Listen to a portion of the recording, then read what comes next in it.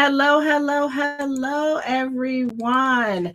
I am excited to be back in the building. It is Monday night at 8:30, so it's time for us to go from chaos to calm with our finances. It is the end of the year, so we're going to have a special conversation with two amazing women. We are looking at 2025. Can you believe in 2 days, less than 2 days, it will be 2025? And it's time to get set. If you haven't already set your goals for 2025, it's time to have a plan for your money. It's time to have a plan for your mental state. It's time to have a plan for your physical state. It is time to have a plan. Now, one of the things that I like to tell stories here on going from chaos to calm with your finances. For those who it is your first time tuning in, go ahead and drop in the chat a one if it's your first time. But I want to introduce myself like I normally do. My name is Saran Baker, and I empower women to go from chaos to calm with their finances. Chaos being can't handle any obstacle set, calm being control, abundance, legacy creation, and money mastery. And the reason we have this show is to talk about your money and your mindset and ways that you can take control of your money literally and mentally, because we have to know the financial tools to use, as well as we have to change our mindset about money and how we were programmed and how we grew up talking about money.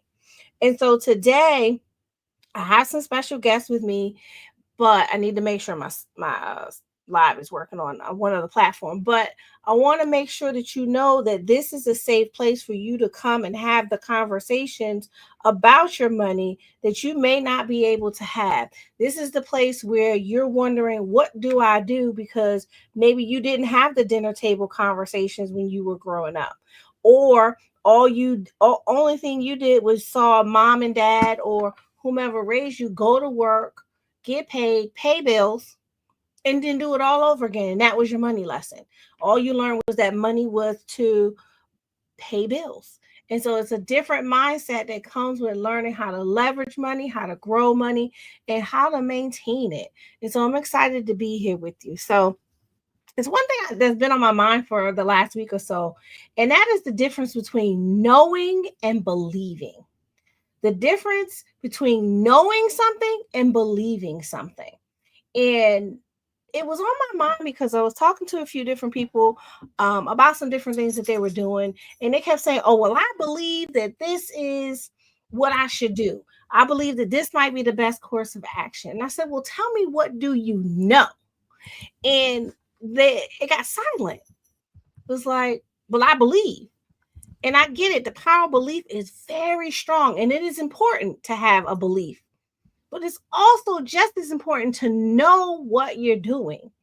And it's a few different things that happen. Sometimes we believe something, we act on it, and we get a different level of knowledge based on what we believe. So say for example, you said, I'm going to go into invest in some type of business, and you believe that it was going to be this fast start growth and it was going to make all this money real fast.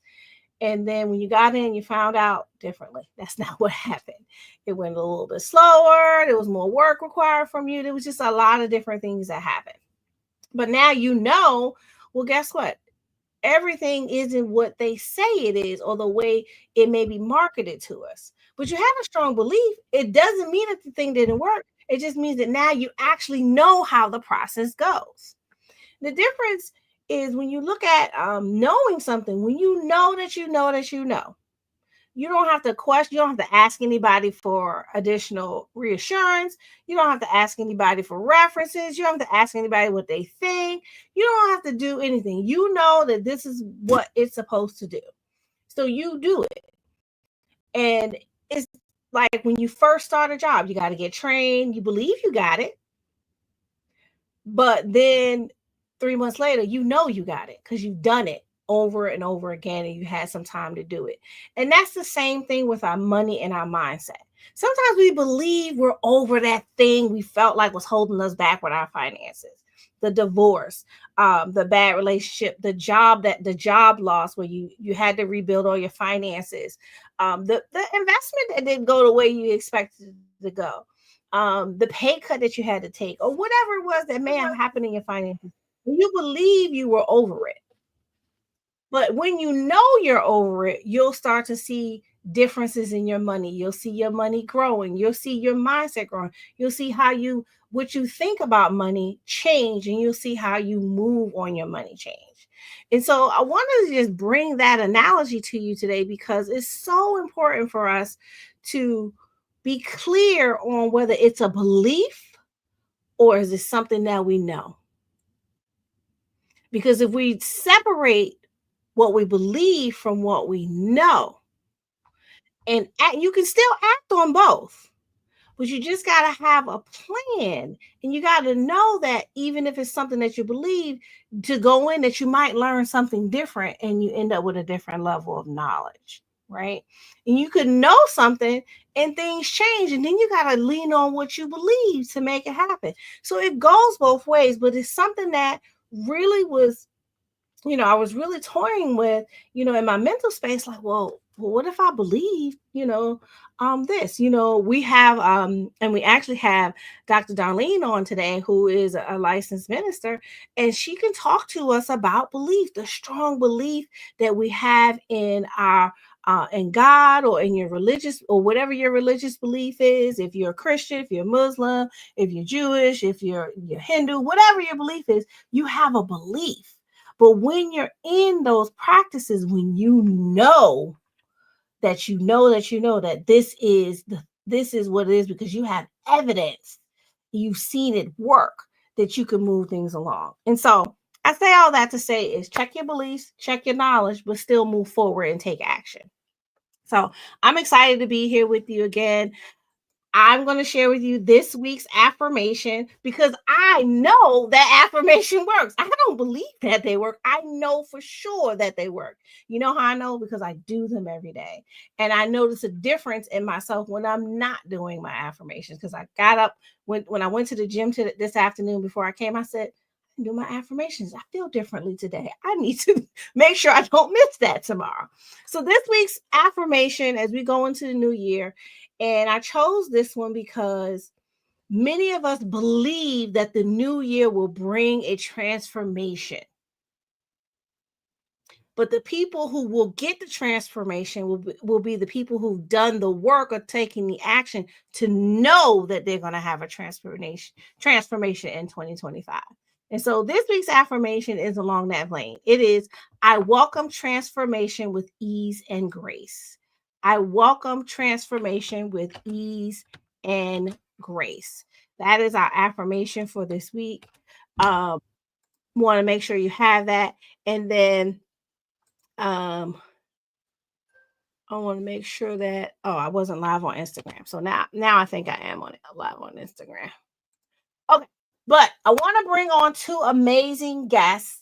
They agreed at the 11th hour. I was like, hey, I need to make sure that I have an amazing final episode for the year. What you're doing Monday at 8:30 p.m. They said yes. I said yes. They sent me their pictures. They did all the things we needed to do to get this done. So I want to introduce to you two of my amazing guests. One, you've seen her before. You've been in the room with us. She is one of my co-authors of Destiny Expose. She is a relationship coach. She is the one to get you straight if you're not getting it right in the relationship area. Dr. Darlene Williams. I always say the last part. Pray this. You'll correct me. I always say it wrong somehow. It's okay. You know what? If you just call me Dr. Darlene, I'm like, hey. I like to say the whole name because I get called Sarah so much. I just made it my Starbucks name. Okay, it's okay. Because when I pull up, they're like, "What's the name for your order?" I'm like, Sarah. I just go with it. It's just because I say Saran and the cup says Sarah anyway, so I just go with it.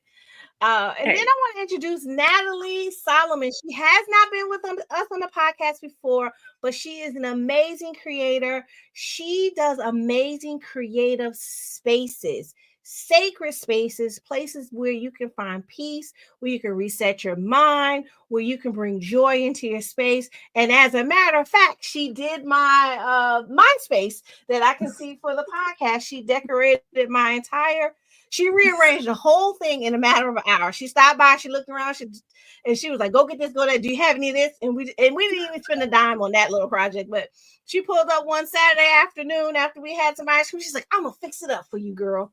And it took no time. So Natalie, so I want to bring your voice into the room. So Dr. Darlene, tell the audience a little bit about yourself. And then Natalie, tell the audience a little bit about yourself.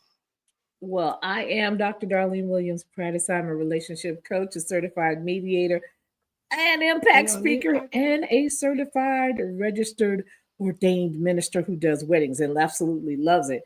I spend most of my time making sure that my life is right so I can make everybody else's life right. And it's kind of like the airline, put my mask on first and then put somebody else's mask on.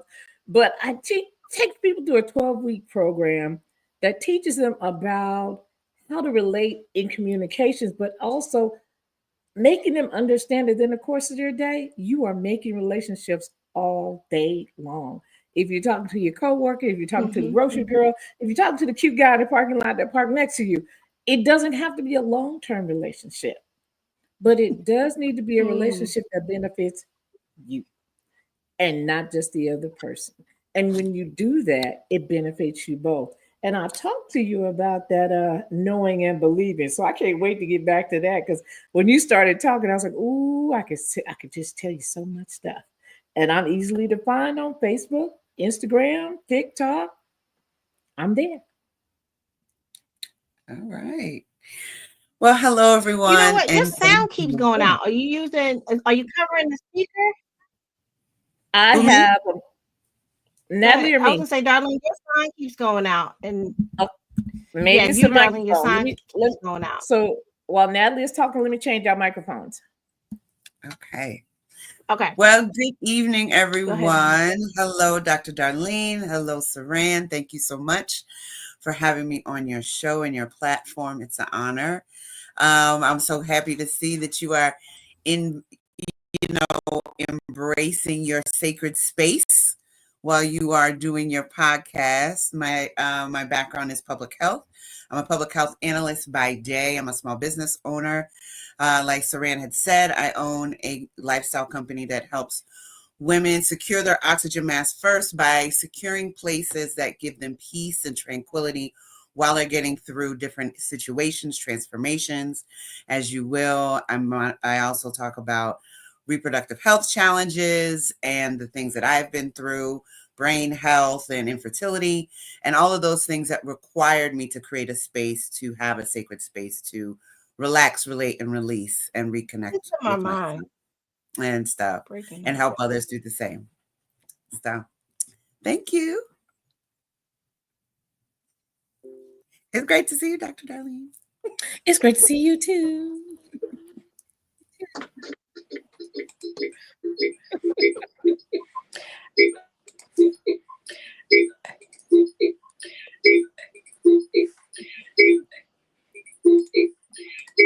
That sounds like a beat. Yeah, I was waiting to start dancing. I was like, wait a minute, maybe she got that Afrocentric going on, right? The Afro beats. I couldn't tell what was going on. My screen kept breaking up. Can you hear me? Okay.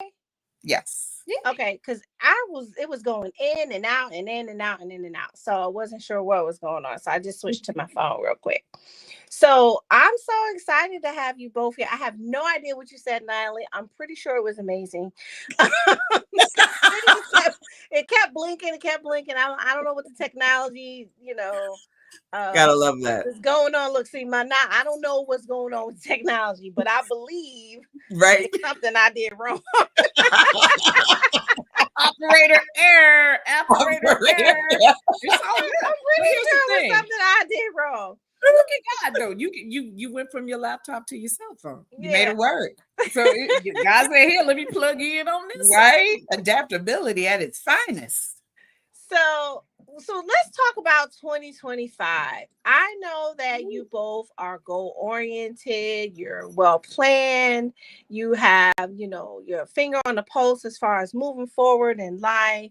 And so we're going to talk a little bit about money. We're going to talk about relationship. We're going to talk about, how do you plan for the new year? Like, what are some of your best tips for planning for all areas of your life in when it comes to the new year, or if you're just trying to make a transformation in your life, because we don't have to wait for January 1 of any year to make a transformation or to make a shift or a change. So give me some idea, like, what are some of the things that you do? And I'm gonna try to find some way to put this phone so I don't have to hold it the whole time.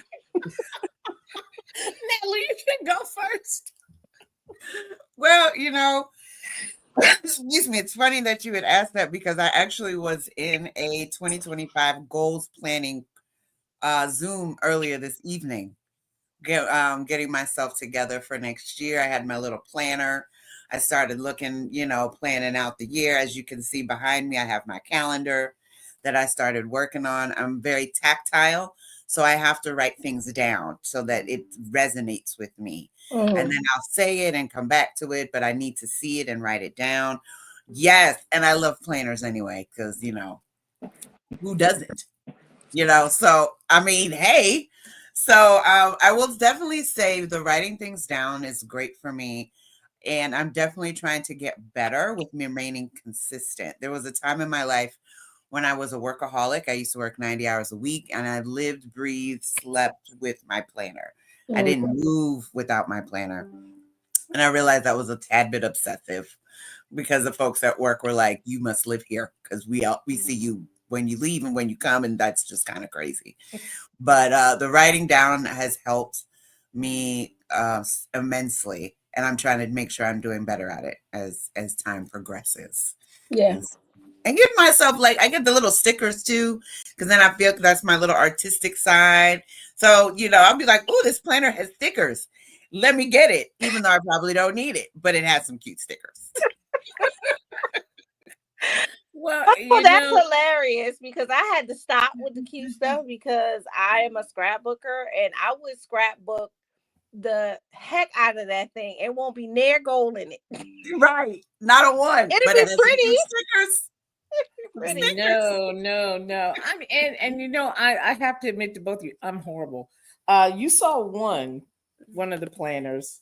That's pretty. I like, and then I have 4 more. There's another side, but they all have something on the front that's more inspirational. One of my biggest goals for 2025 is to utilize all these things that I've learned to do, like becoming a Reiki master for healing and doing all these other things, learning how to speak ASL. I'm like, I don't even use this stuff, but I know how to do it. So one of the largest goals I have is not more for me, but it's for anybody I can have collaborative energy with, so that we're working together and we're building ideas and we're sharing and we're growing, because we're going into a year that I already know is going to be tumultuous. The energy's there. And so on my daughter's birthday, things will change for the rest of the next 4 years. And I want to make sure that I'm in a space, especially with women who want to go from I can't do it to, oh yeah, who, me? Yeah, got this. I know that energy because I was the woman who got 2 kids and on welfare. And someone said to me, well, Black people stay here the longest. I was like, baby, I'm going to be here about 90 days. And then I'm going to be over there. And within about 4 weeks of me saying that, I actually had a job and we were good. And we've been good ever since. And it hasn't been the kind of way I wanted it to be, because as you know, life comes with them life and moments of ebbs and flows. And so I would get on one of these big flows and I'm really, really, really, really happy. And then it would be an ebb. But I learned over time, breathe through it, pray through it, know through it, not just believe through it. Like you said, know through it. And I would always keep going back to, look, you're an adopted kid. Look how far you've come. where there are a lot of, they didn't make it. Yeah. Because they didn't understand that, okay, so I don't have them, but I got him. And he's not going anywhere. He never changes. The dude might change his clothes. He got a new robe, got a new crown, got some new slippers. He might even have Uggs. Who knows? Top of the line. But at the end of the day, when you say his name, you can sit still. He already knows what's there. He already knows what you need. Yeah. I just watched it this weekend. I see it every day when I wake up. When you have brain surgery and they're telling you you're going to lose memories, yes. and you like, but I want them. Yes. Those are the ones that I need. And then your daughter says something to you and you're just staring at her with this blank stare like, really? We did that? You can't remember the good or the bad. Or if you have something to say, if someone stops you, that memory evaporates. Right. A week later, he's like, that's what I wanted to tell them. Right. Write it down. And so much like yourself, I just journal. I just write. This is what I want for the year 2025. And I made it where every single day there's going to be some growth. Because even a little growth is a win. Right. Because 1% growth every day for a year is a 365% change. Yes. In you. And I want to pull something out that you said, because you touched on something that a lot of us experience when we're setting goals. And one of the things that I took myself through this goal setting season, if you will, was, why do you want it? Right? What is your why? Why do you want it? What is the what is the legacy that you want to leave? What's the intent behind the goal? And, because we focus on finance and mindset here, I get people who say they want X amount of dollars or they want something financially. And I always go to why? Why do you want it? Why do you want to be debt free? What does it mean to you to be debt free? Why do you want to buy a house? What does it mean to buy a house? Why do you want to travel? Why is it feeding? Because if we don't know why you want to do something, if you don't know why you want to do something, you can lose sight of it. And every little shiny object that comes up will be a distraction, right? Even and it doesn't matter as focused as you could be, because I love shiny objects. I'm like, and then I'm like, nope, come back, because you're focused on this, finish this. But it's figuring out your why and figuring out, what is the intended outcome. And I say intended outcome because we don't always control the outcome, but we do control what our intent is with the outcome or with what we're doing, right? So we could intend that, hey, I want to buy a house. My intent is to buy a house, to have a home for my family, for my immediate family, and for some extended family if they need a home, right? Or have space if people need to have space. Some people do that, right? Some people just say, I want to have a house because I never owned a house and nobody in my family ever owned a house, and I just want to be the person to own a house. Right?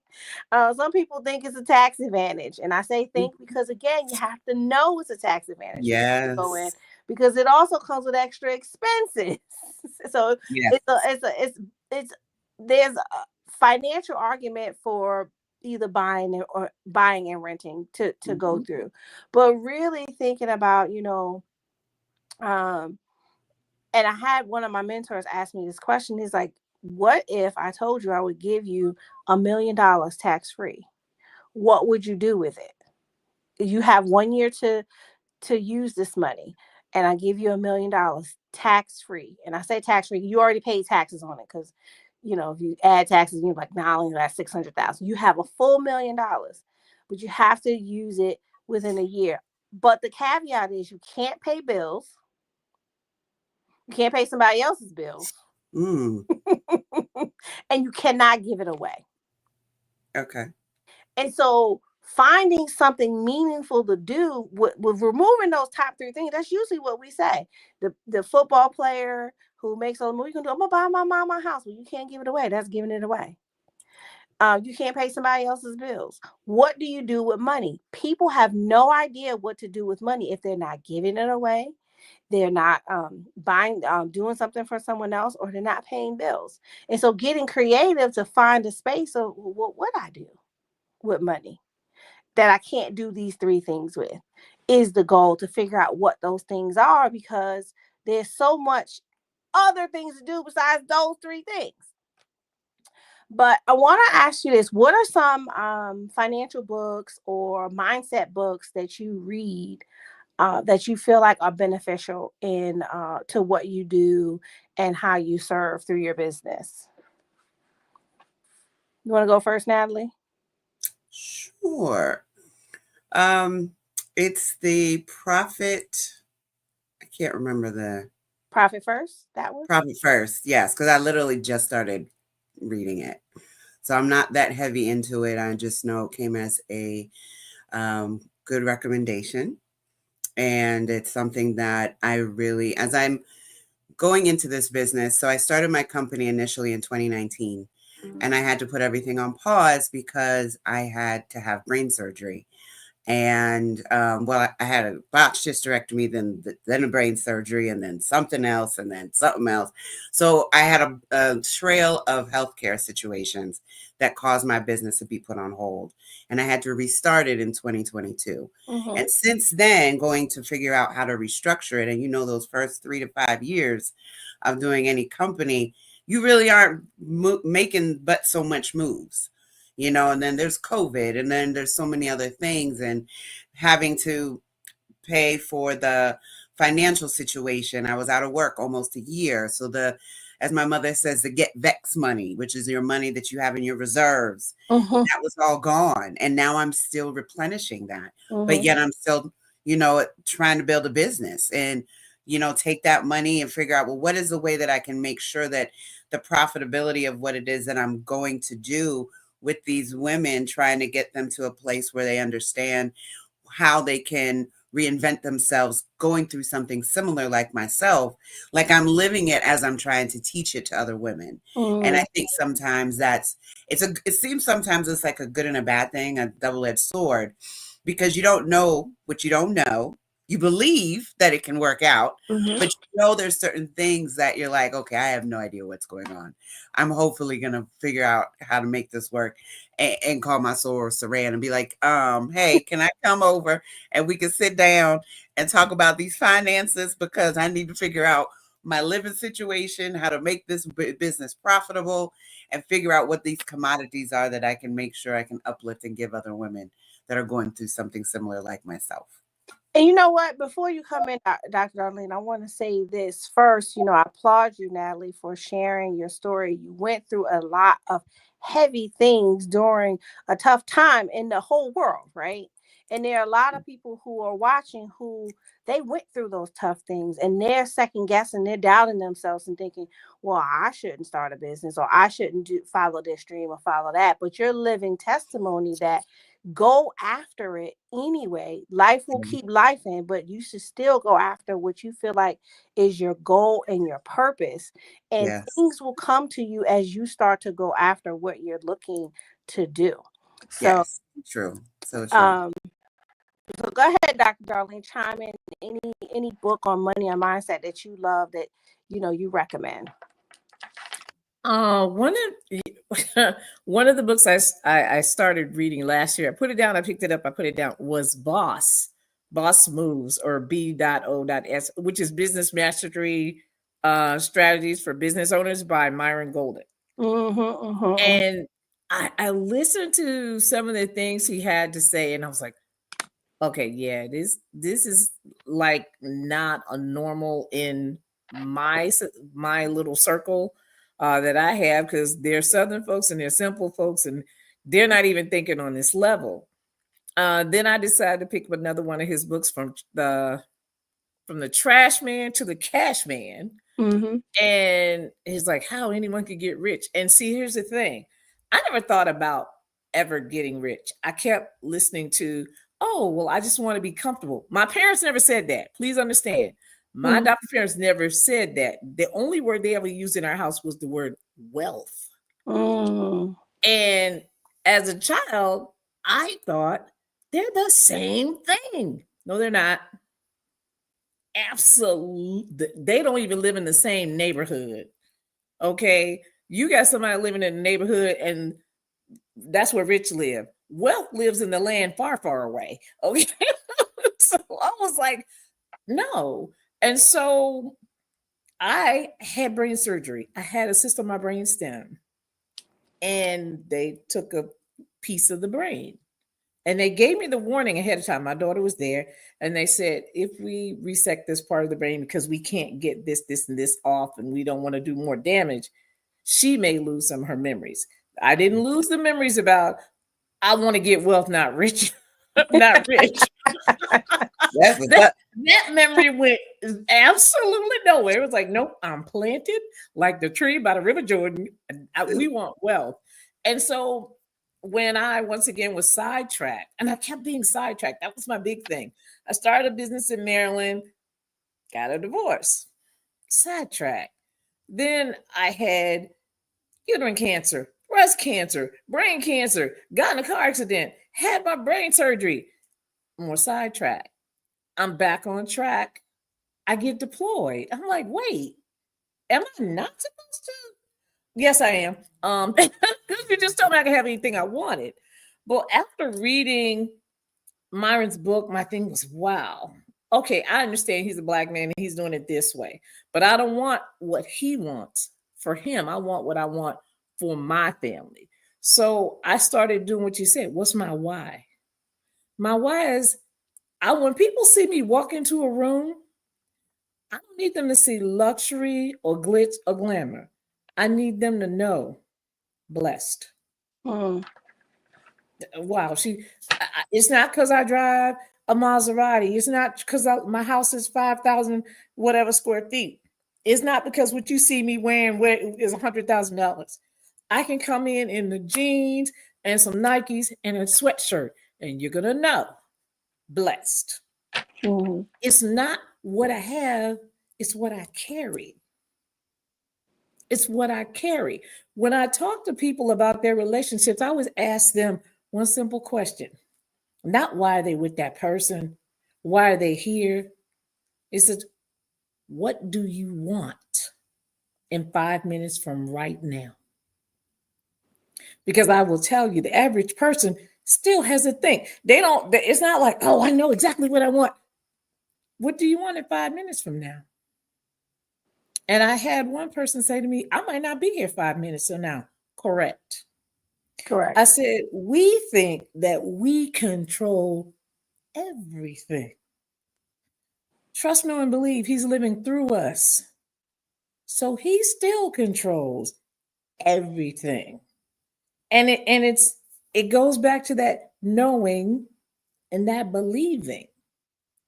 When you know, it's a certainty. It's verified. You got a stamp on it. When you believe, there's room for doubt. Yes.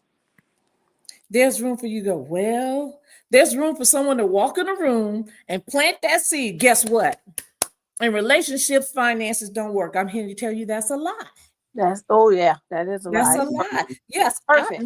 I've had someone, my daughter told me, Grandpa and Grandma did not teach you about how finances are going to be now because they didn't know. Yeah. Mm-hmm. They only knew what they knew from 1920 to the time they passed away.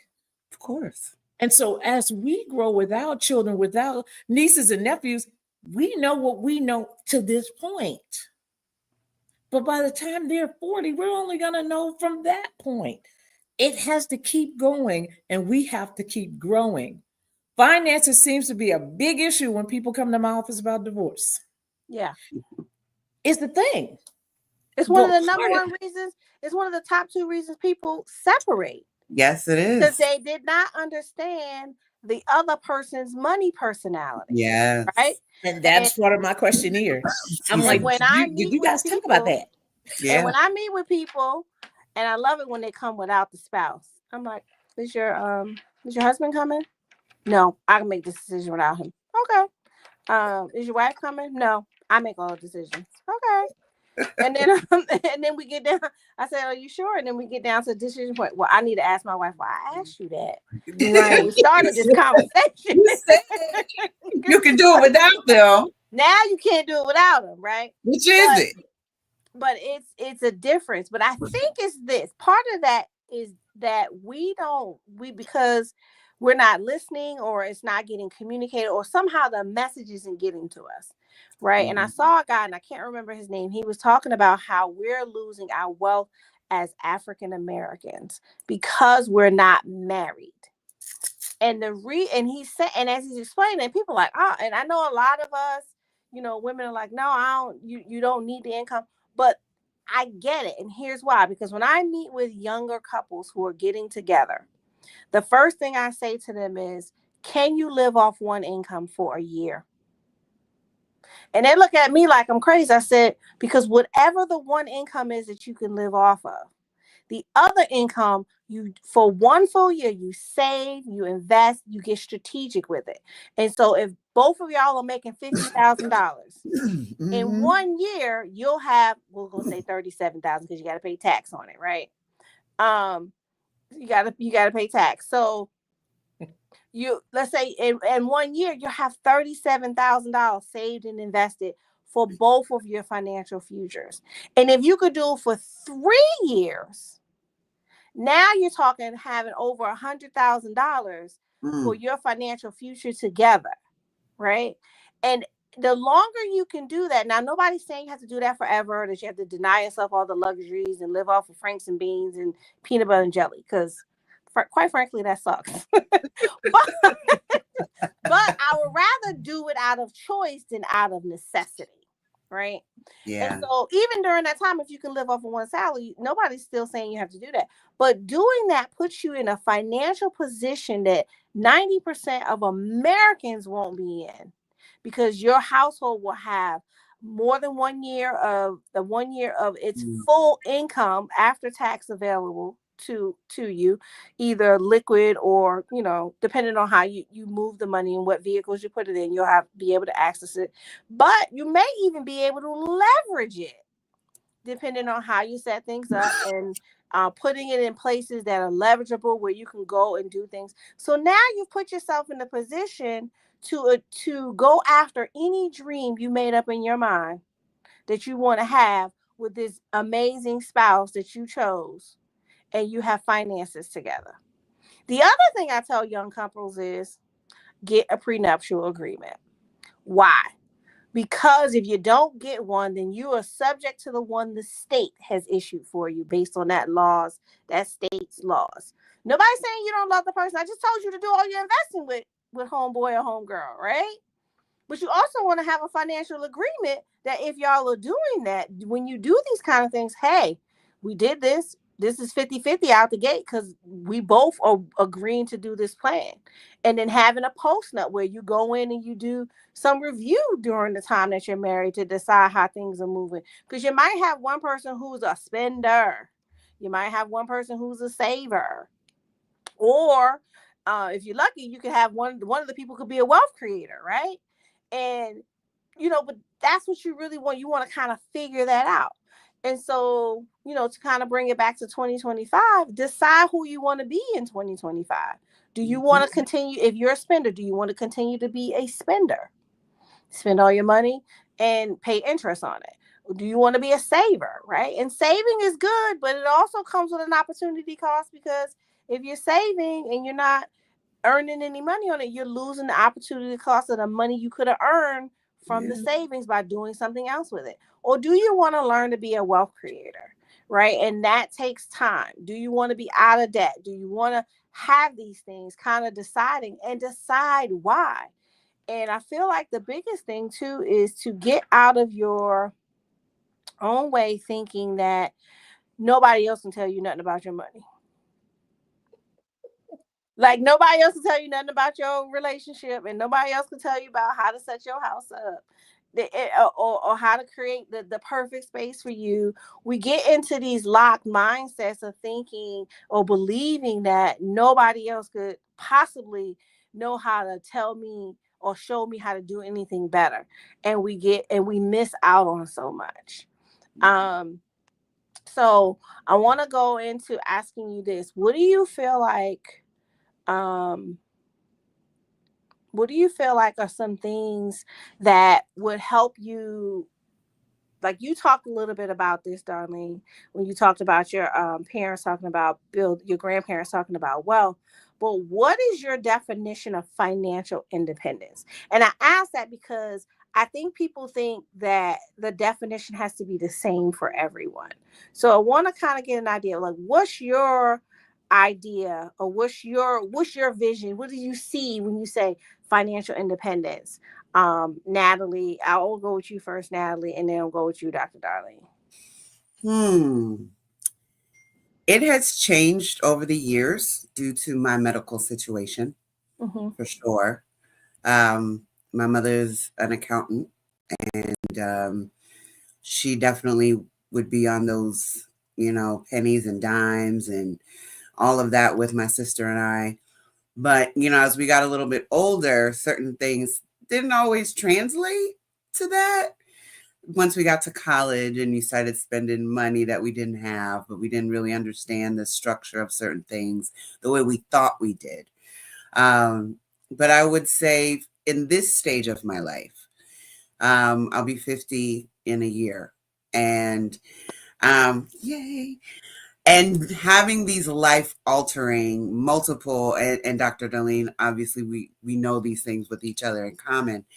You're on the precipice of death and certain things just kind of come into view for you. And you really have to take stock of what is really important. Where am I spending my money? How have I invested my money?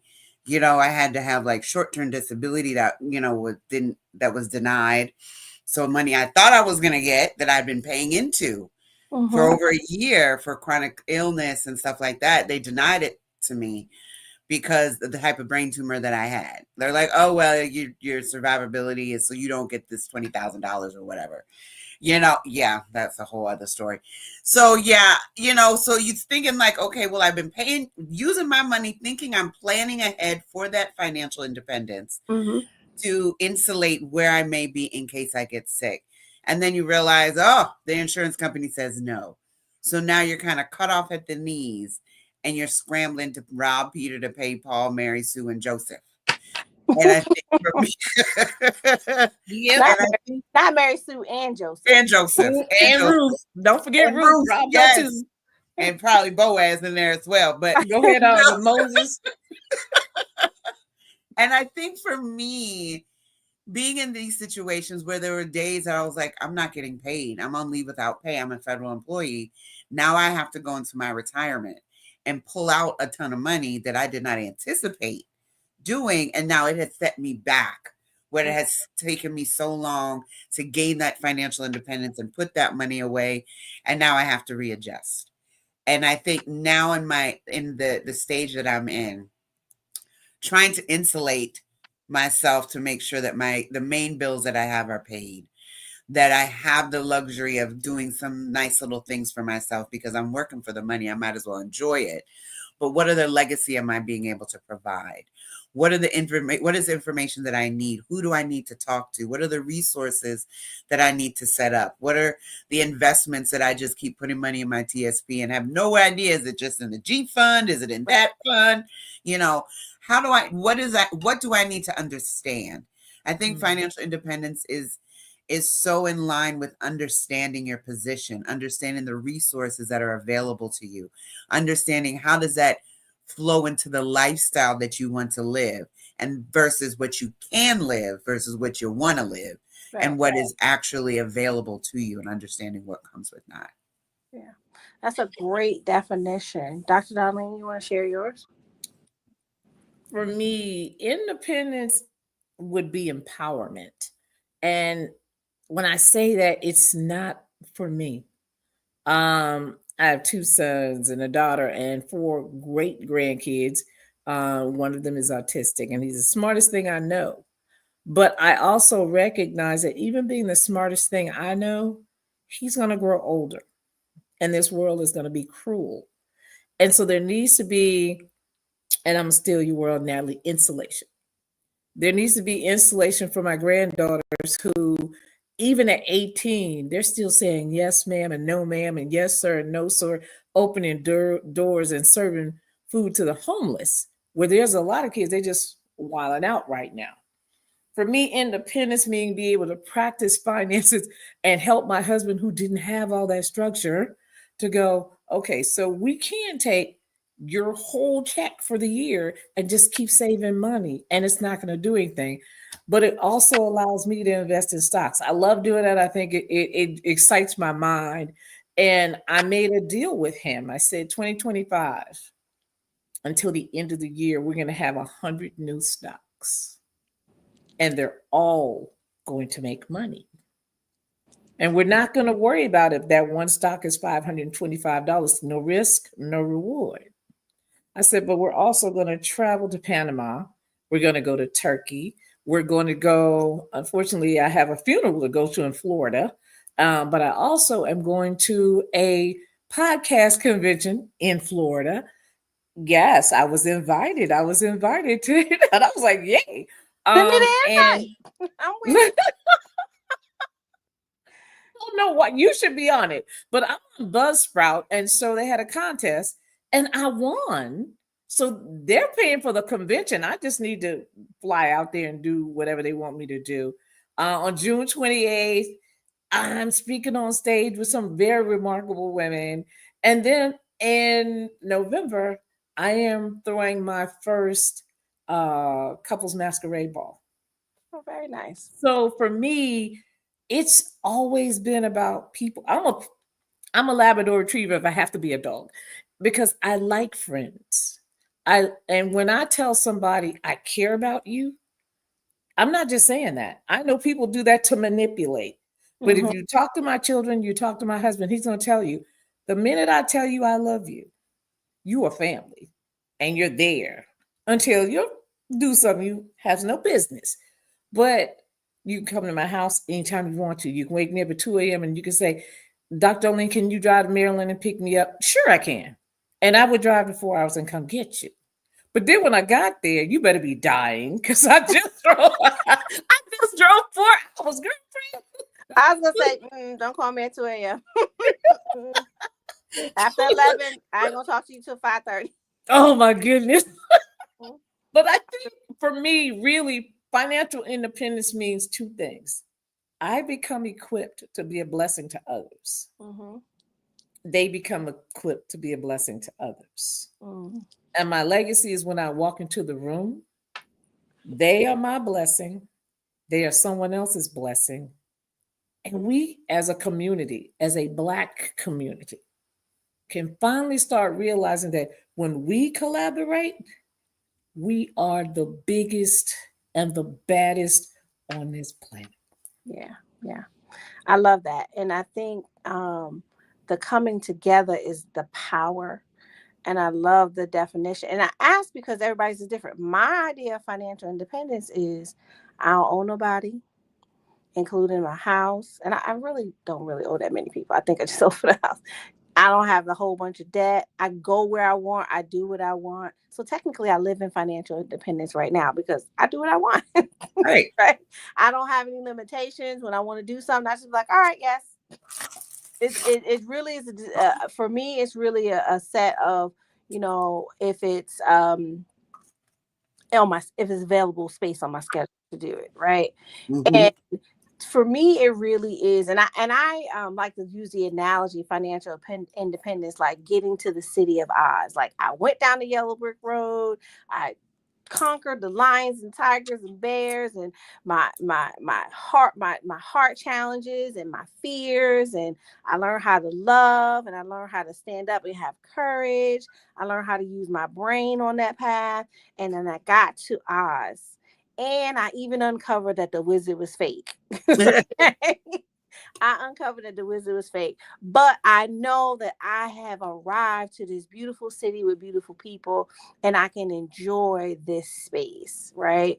And so my next level of financial independence is going to be not having to work and being able to do more giving and blessing and moving things forward, but not giving out of need. I have a strict rule. I don't give out of need.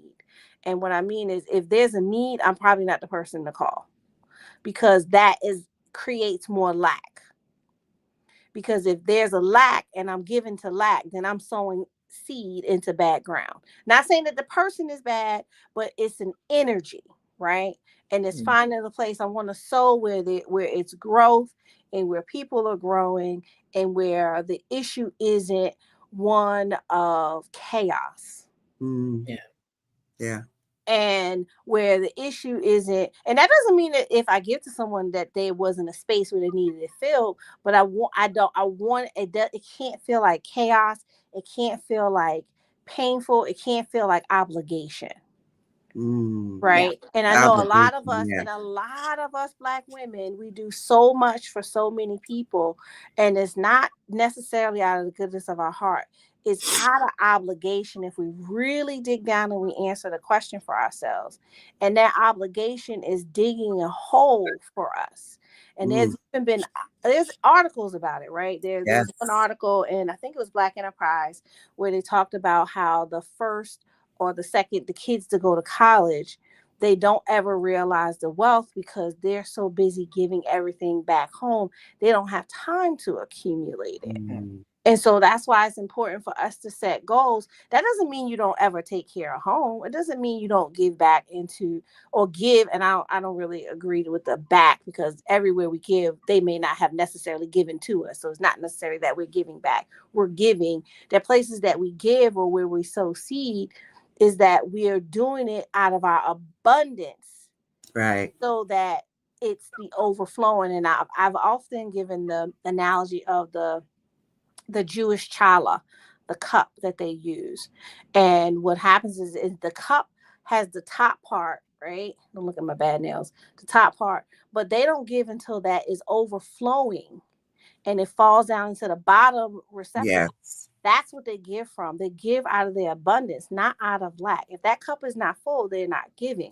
That's one of the principles. And so when we learn to get to a place of abundance, then we can all reach financial independence if we just take our time and go through. We see so many different ideas on how to do it.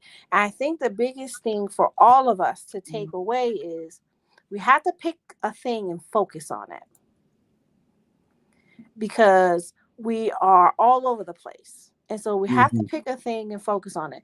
You can have the family meeting and come up with a family plan. Somebody's going to keep the plan going and keep you moving. But you got to stay, and you have to stay focused on it. We have to decide what is the focus. So, and I'm going to talk about myself for a minute, because Saran got a lot of great ideas. I have zero shortage of ideas. That's awesome. And the reason I have zero shortage of ideas is that is one of my spiritual gifts. It is, you need an idea, you call me, you give me 5 minutes and I'll give you 18 different ways to do it, right? But I have to remember that they're not all for me to act on. They're for me to give away. So that is a part of my gift for giving from abundance, because I have so many ideas. Well, I got an idea for you. Here's what you can do, right? Yep. But it's finding a place where people are willing to take the ideas, plant the seed, and move forward. And so for me, I've set my goals in all these different areas. So when we talk about places to set goals, it's physical, mental, spiritual, financial, health. Physical and health could, go together, but also family. Right? And family and interpersonal. Like, what are the goals? I remember a few years ago, I set a goal to connect with certain family members that I had not been connected with. And I purposely put them in my phone in favorites, and I made a point to call them on Sunday, even if it was just for 5 minutes. Now, and I was glad I did it, because one of the people was my uncle who passed away in 2020. But he would never answer the phone when I called. He just never would answer the phone. Super duper introvert. But I would just text him when I realized, well, he ain't gonna answer. Let me just send him a text. And he would text me back. And we would just text a little bit on Sundays, but I made sure I was able to stay connected with him. And so when he passed, I could go back and be like, look at all these text messages I got with me and him just talking. And just checking in. Hey, what are you doing? What are you working on? Whatever. And then, some of the elders, hey, I just want to call. Hey, what's going on? What are you doing? What's happening? But we have to really think about what those goals are going to be in those different areas, right? Interpersonal could be, hey, one of the things I wrote down for myself this year for interpersonal goals was I was going to stand up for myself more. I know you're probably like, Saran, you don't stand up for yourself. Well, there are areas that I have identified that maybe I'm more silent than I need to be. And if I would stand up for myself, and I don't mean like in a bully situation, I mean like ask for more help, say I need time, just say the things that I want and need so that I don't feel like I'm not getting what I need, but to really just stand up and say, hey, this is what Saran needs. This is what she wants. This is how I want it. Can you do it? But that's an interpersonal goal because nobody can really regulate that but me.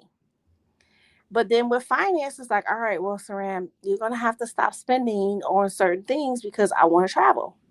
I don't want to do nothing in the United States. All my money is directed at spending in other countries. I decide I'm only drinking foreign coffee, so that means I have to go to another country at least every 3 months to get coffee beans. I mean, why not?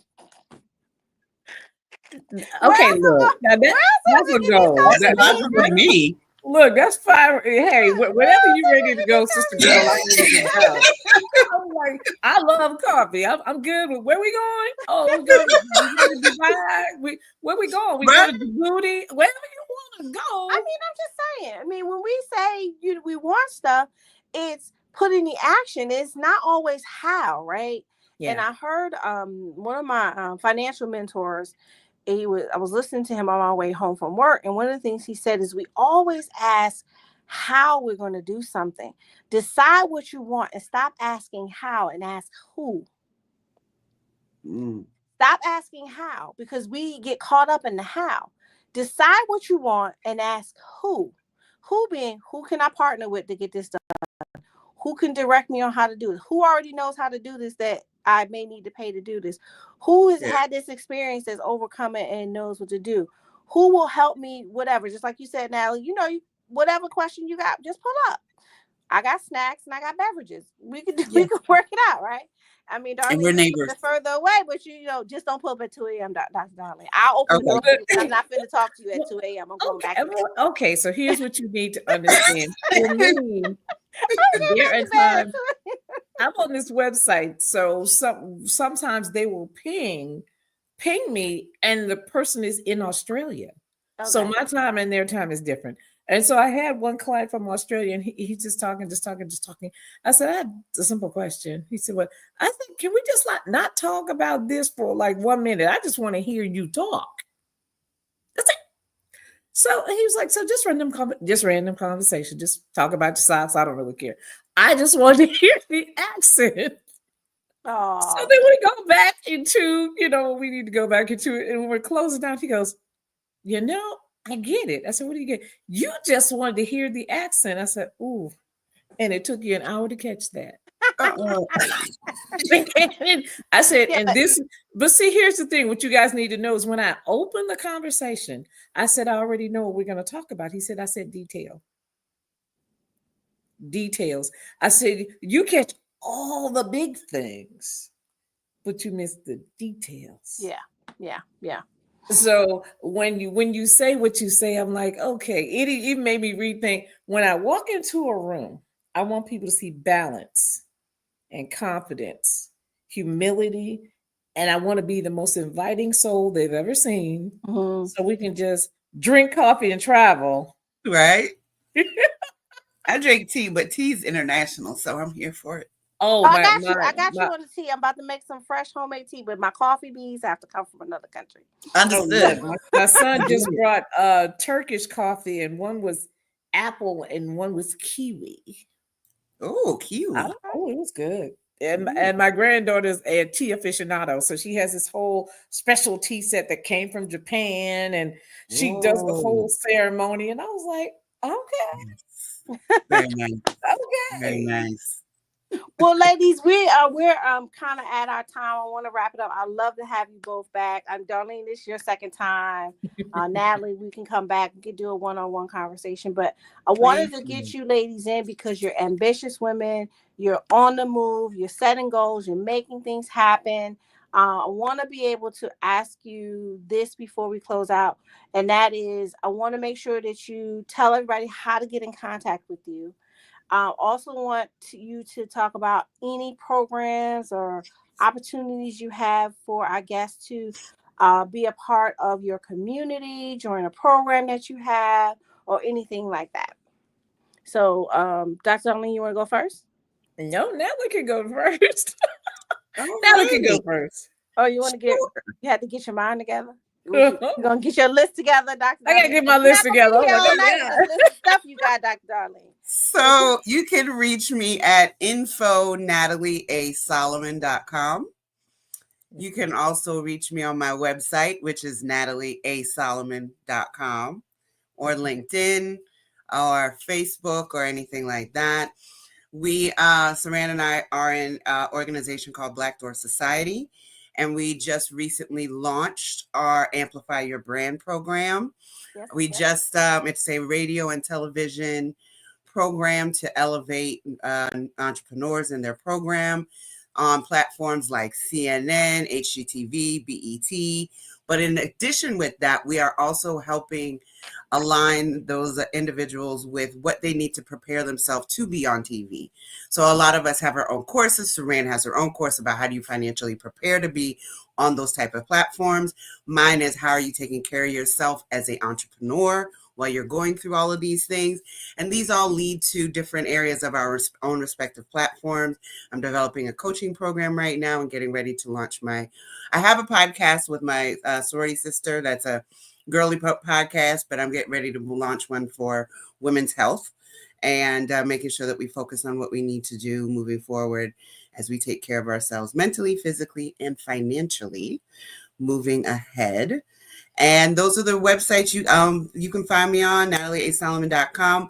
Will lead you to my Merake Sacred Spaces to help you curate your sacred space. Also, my Merake Life and Style, which is my whole suite of different services that I provide. And yeah, catch me up on LinkedIn, and I look forward to hearing from you. Awesome. I'm excited Mhm. about those. And Dr. Darlene, what you got? Well, this year I am releasing my second novel. It is called Liars, Locks, and Keys. It's a murder mystery based on facts and fiction. Sometime here in January, right around my birthday. And in February, I will be releasing a book called Transformation 12 Weeks to a Better Relationship from a Cocoon to Butterflies, where I'm going to give you tricks and tips on how to not only have the relationship that you want, but how to maintain it and what games we can play. This includes breathing exercises that most people don't do so that their heart rate and their breaths are the same, where they are sharing energy, because when we communicate, we do that. Also on June 28th, we are having a live entertaining session of conference of women who are all leaders at the Martin's Crosswinds in Maryland, where we're going to be talking about a little slip of everything: conflict, leadership, relationships, the humanity of society, and all else. So we would love for people to join us there. And on November 6th, I will be here in Raleigh, North Carolina, holding what's called the Romance Get Lost Masquerade, where we are going to do some things and have some fun. I want to invite singles and couples out, because singles may be able to become a couple and they'll find someone new. That's on my list. Become a couple by the end of 20. Hey, sometimes people want to become a couple before the end of the year. But in that, I also have a master class that I teach every other Thursday, and that is Relationships Matters. It is named after the podcast that I have both on YouTube and on Stage Plus. But you can find me on Facebook under Darlene Williams. You can find me under TikTok under superiorloveforever.com. You can also find me in other places like Buzzsprout, Spotify, under Superior Love Forever, and of course my website, superiorloveforever.com. You can join me in the masterclass. You can join me in the YouTube. I want to hear from everybody, and I'm always here. Yes.